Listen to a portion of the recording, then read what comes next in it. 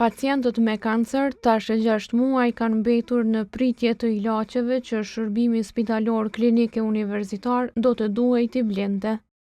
2 produkte të reja për trajtimin e kancerit të melanomës ende nuk janë siguruar falas për pacientët, ndonse prej dhjetorit të vitit të kaluar janë përfshirë në listën e barnave esenciale. Njëra nga pacientët nën kushtin e anonimitetit tregon se prej më shumë se një viti e siguron vetë ilaçin trametinib dhe dabrafenib. Kjo shkon bashk edhe injeksionet dhe tabletat e blej një herë në 4 javë. Do më thonë tabletat janë 21 copa, i pi, qatë ditë e marrë injeksionin, filloj me tableta. Edhe pas 21 dite pushoj një javë edhe prapë. Kjo rutinë është që muj 13. Po në fillim i kumblet të dyat 450 euro, qëtash herën e fundit e kumblet 500 euro të dyat. Do më thonë të dyat kanë kushtu ka 250 euro. Për shkak se kostoja e terapisë është e vështirë për t'u përballuar, ajo tregon që gjatë javës nuk arriti ta marrë terapinë në kohën e caktuar. E kom pas terminin me marrë, po du me pritë edhe një javë. Edhe ta shoh.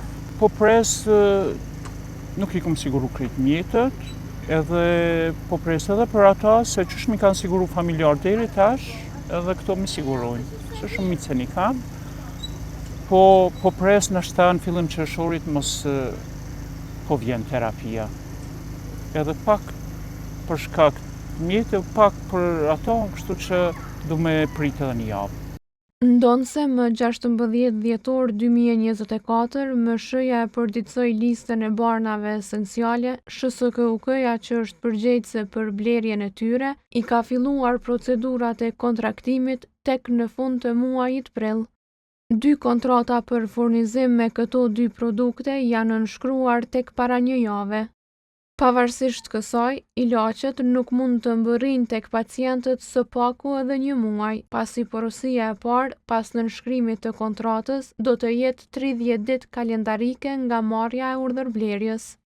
Sipas një përgjigje që SHSKUK-ja i ka dhënë kohës 4 ditë më parë, porosia ende nuk është ekzekutuar. Pas nënshkrimit të kontratës, urdhërblerja pritet të realizohet menjëherë pas përfundimit të procedurave të brendshme të parapara me ligj për ta mundësuar sa më parë furnizimin dhe ofrimin e këtyre barnave për pacientët që kanë nevojë. Në këtë institucion u arsyetuan duke thënë se në kohën kur barnat u përfshin në listën esenciale, plani vjetor i prokurimit për vitin 2025 kishte përfunduar. Sipas kontratës të nënshkruar më 17 qershor, SHSKUK-ja i ka kontraktuar 3600 njësi të produktit trametinib dhe 13440 copë të dabrafenib në vlerë totale 1 milion euro.